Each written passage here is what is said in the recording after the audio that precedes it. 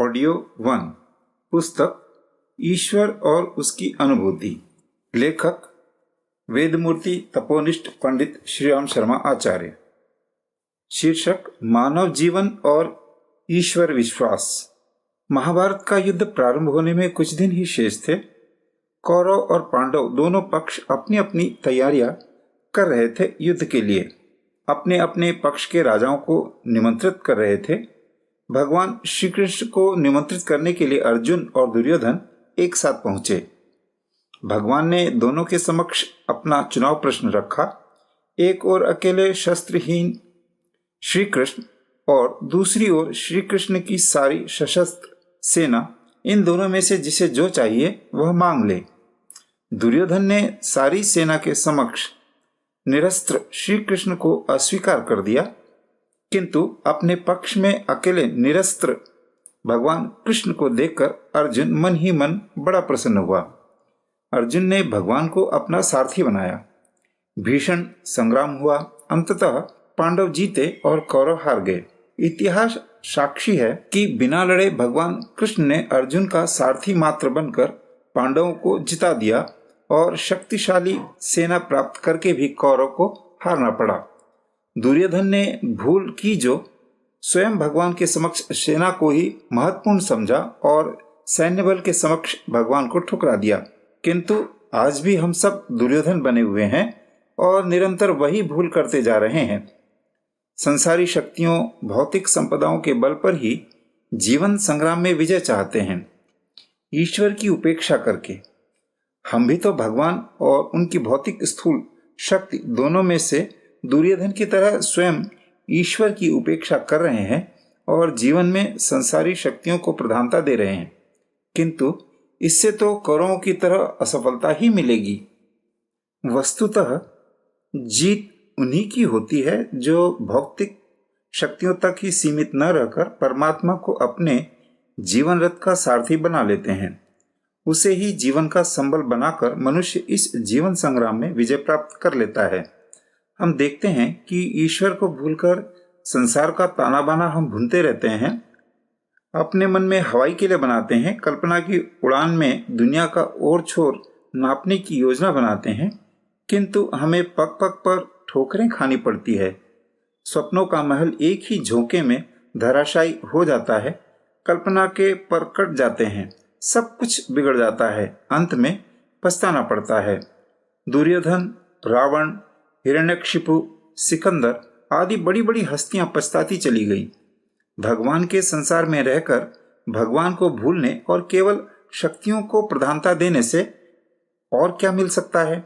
संसार के रणांगण में उतरकर हम इतने अंधे हो जाते हैं कि इस सारी सृष्टि के मालिक का आशीर्वाद लेना तो दूर, उसका स्मरण तक हम नहीं करते और भौतिक स्थूल संसार को ही प्रधानता देकर जूझ पड़ते हैं। ऐसे अहंकारी व्यक्ति चाहे कितनी भी सफलता प्राप्त क्यों न कर लें, उनकी विजय संदिग्ध ही रहती है। आज मानव जीवन की जो करुण एवं दयनीय स्थिति है, जो संताप, दुख, असफलताएं मिल रही हैं, उन सब का मूल कारण है ईश्वर विश्वास की कमी, ईश्वरी सत्ता की उपेक्षा करना और एकमात्र भौतिक सांसारिक शक्तियों को ही महत्व देना। ईश्वर विश्वास के लिए श्रद्धा का महत्वपूर्ण स्थान है। भौतिक जीवन तथा शारीरिक क्षेत्र में प्रेम की सीमा होती है। जब यही प्रेम आंतरिक अथवा आत्मिक क्षेत्र में काम करने लगता है तो उसे श्रद्धा कहते हैं। यह श्रद्धा ही ईश्वर विश्वास का मूल स्रोत है एवं श्रद्धा के माध्यम से ही उस विराट की अनुभूति संभव है। श्रद्धा समस्त जीवन नैया की पतवार को ईश्वर के हाथों सौंप देती है। जिसकी जीवन डोर प्रभु के हाथ में हो, भला उसे क्या भय? भय तो उसे ही होगा जो अपने कमजोर हाथ पांव अथवा संसार की शक्तियों पर भरोसा करके चलेगा। जो प्रभु का आंचल पकड़ लेता है वह निर्भय हो जाता है। उसके संपूर्ण जीवन से प्रभु का प्रकाश भर जाता है। तब उसके जीवन व्यापार का प्रत्येक पहलू प्रभु प्रेरित होता है। उसका चरित्र दिव्य गुणों से संपन्न हो जाता है। वह स्वयं परमपिता का युवराज हो जाता है। फिर उसके समक्ष समस्त संसार फीका और निस्तेज, बलहीन, क्षुद्र जान पड़ता है, किंतु यह सब श्रद्धा से ही संभव है। परमात्मा की सत्ता, उसकी कृपा पर अटल विश्वास करना ही श्रद्धा है। ज्यों-ज्यों इसका विश्वास होता जाता है, त्यों-त्यों प्रभु का विराट स्वरूप सर्वत्र भासमान होने लगता है। हमारे भीतर बाहर चारों ओर श्रद्धा के माध्यम से ही हमें परमात्मा का, उस ईश्वर का अवलंबन लेना चाहिए। श्रद्धा से ही उस परमात्मा तत्व पर जो हमारे बाहर भीतर व्याप्त है, विश्वास करना मुमुक्षु के लिए आवश्यक है और संभव भी है। स्थूल जगत का समस्त कार्य व्यापार ईश्वर इच्छा एवं उसके विधान के अनुसार चल रहा है। वैज्ञानिक, दार्शनिक सभी इस तथ्य को एक स्वर में स्वीकार भी करते हैं। कहने के ढंग अलग अलग हो सकते हैं, फिर भी यह निश्चित ही है कि यह सारा कार्य व्यापार किसी अदृश्य सर्वव्यापक सत्ता द्वारा चल रहा है। हमारा जीवन भी ईश्वर इच्छा का ही रूप है। अतः जीवन में ईश्वर विश्वास के साथ साथ समस्त कार्य व्यापार में उसकी इच्छा को ही प्रधानता देनी चाहिए।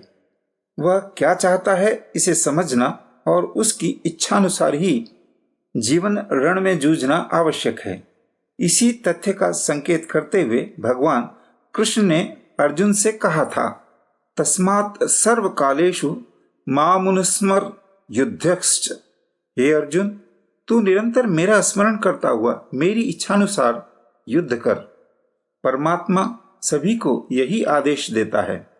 ईश्वर का नाम लेकर उनकी इच्छा को जीवन में परिणित होने देकर ही जो संसार के रणांगन में उतरते हैं, उन्हें अर्जुन की ही तरह निराशा का, असफलता का सामना नहीं करना पड़ता। ईश्वर इच्छा को जीवन संचालन का केंद्र मानने वाले की हर सांस में यही आवाज निकलती रहती है, हे ईश्वर, तेरी इच्छा पूर्ण हो। ईश्वर, तेरी इच्छा पूर्ण हो। जीवन का यही मूल मंत्र है।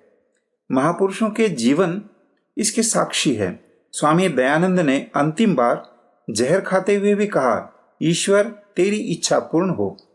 महात्मा गांधी ने गोली खाकर कहा, हे राम, तेरी इच्छा पूर्ण हो। ईसा को क्रूस पर चढ़ाया गया, तब उन्होंने भी प्रभु इच्छा को ही पूर्ण होना बताया। जीवन में हर सांस, हर धड़कन में हम प्रभु की इच्छा को ही प्रधान समझें। जीवन को प्रभु के हाथों सौंप दें तो अंत में भी उसके पावन अंक में ही स्थान मिलेगा। साथ ही हमारा भौतिक जीवन भी दिव्य एवं महान बन जाएगा। भगवान कहते हैं, मन्मना भव मद भक्तो मद्याजी माम नमस्कुरु। गीता 9:34-18-65। मेरा भक्त बन जा, सारे कर्म अकर्म मुझे अर्पित कर दे, मैं तुझे सर्व सुखों से पार कर दूंगा। मेरा भक्त बन जा, सारे कर्म अकर्म मुझे अर्पित कर दे, मैं तुझे सर्व दुखों से पार कर दूंगा। अहंकार का पुतला मनुष्य प्रभु की इच्छा को, उनकी आज्ञा को स्वीकार नहीं करता और अपने ही निर्बल कंधों पर अपना बोझ उठाए फिरता है। इतना ही नहीं, दुनिया का भार उठाने का दम भरता है। यही कारण है कि निराशा, चिंताएं, दुख, रोग, असफलताएं उसे घेरे हुए है और रात दिन व्याकुल सा, सिर धुनता हुआ मनुष्य अत्यंत परेशान सा दिखाई देता है। अहंकारवश प्रभु की इच्छा के विपरीत चलकर कभी सुख शांति मिल सकती है? नहीं, कदापि नहीं। हमें अपने हृदय मंदिर में से अहंकार, वासना, राग द्वेष को निकालकर रिक्त करना होगा और ईश्वर इच्छा को सहज रूप से काम करने देना होगा, तभी जीवन यात्रा सफल हो सकेगी। ईश्वर के प्रति विश्वास, श्रद्धा उसकी इच्छा को समस्त स्थूल और सूक्ष्म संसार का संचालन कर रही है। सहज रूप में काम करने देना जीवन के मूल मंत्र हैं। मनुष्य की शक्ति अत्यंत अल्प है, वह अहंकार की शक्ति है। बड़े बड़े कौरव, बाणासुर, रावण, हिरण्यकशिपु, अनेकों असुरों ने ईश्वरी सत्ता को चुनौती दी थी अपने सांसारिक बल और अहंकार बल से, किंतु अंत में पछताते गए। साधारण मनुष्य की तो बात ही क्या है, अपने जीवन की बागडोर उनके हाथों देकर निश्चिंत हो जाने वाले ही उनके विराट रूप का दर्शन कर कृतार्थ हो जाते हैं। हमें सचेत होकर अपना रथ भगवान के हाथों में देना है। परमपिता के संरक्षण में हमें अपनी विजय यात्रा पर चलने को तैयार हो जाना है। हमारी प्रत्येक सांस और धड़कन में प्रभु का अमर संगीत गूंजता रहे। हमारे हृदय मंदिर में विराजमान प्रभु हमारे जीवन रथ का संचालन करते रहें और अंत में उनके पावन अंक में ही हमें स्थान मिले, ऐसी उनसे प्रार्थना है। वे ही हमारे बाहर भीतर एक रस से व्याप्त हो रहे हैं।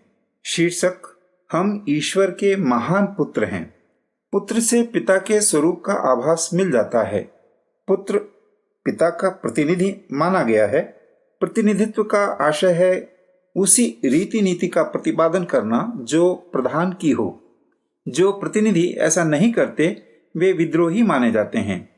मनुष्य का अस्तित्व उसका अपना मूल अस्तित्व नहीं है, वह किसी एक महानतम अस्तित्व का अंश है, उसका प्रतिनिधि है। वह महानतम अस्तित्व क्या है? परमात्मा। परमात्मा ही वह सर्वोच्च प्रधान है जिसकी इच्छा से मानव जीवन अस्तित्व में आया है। उसकी ही इच्छा के फलस्वरूप वह पृथ्वी पर उसका प्रतिनिधि बनकर अवतरित हुआ।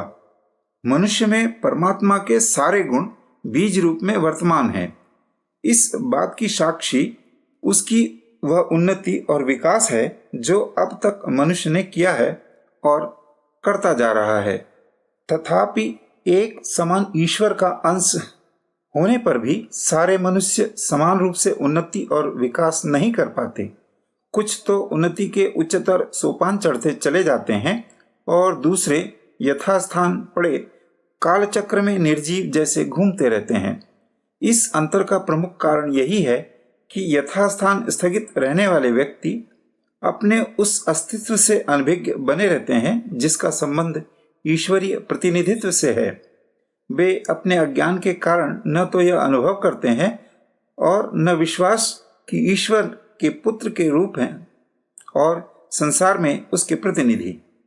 जिनको अपनी पैतृक महानता का बोध होता है, उसकी शक्ति, सामर्थ्य और गरिमा के प्रति आत्मीयता होती है, वह स्वभावतः उसी के अनुसार अपनी गतिविधि निर्धारित करता है। उसे इस बात का आग्रह रहता है कि कहीं ऐसा न हो कि उसका कोई काम उसकी पैतृक महिमा के ऋणात्मक तत्व का काम करे। ऐसा शीलवान पुत्र पैतृक मर्यादा के अनुसार व्यवहार करता है और उसी के अनुरूप उन्नत होता है। अपनी पैतृक मर्यादा से अबोध व्यक्ति जीवन की दीनहीन स्थिति में उठने की प्रेरणा कदाचित ही पाते हैं। साधारण जीवों की तरह सुख दुख का भोग भोगते और मरकर चले जाते हैं। अपने इस अज्ञान के कारण वे उस महनीय स्थिति से वंचित रह जाते हैं, ईश्वर के पुत्र होने के कारण जिसके वे सहज अधिकारी होते हैं। ईश्वर का पुत्र और प्रतिनिधि होने के नाते हर मनुष्य सच्चित और आनंद का सहज अधिकारी है।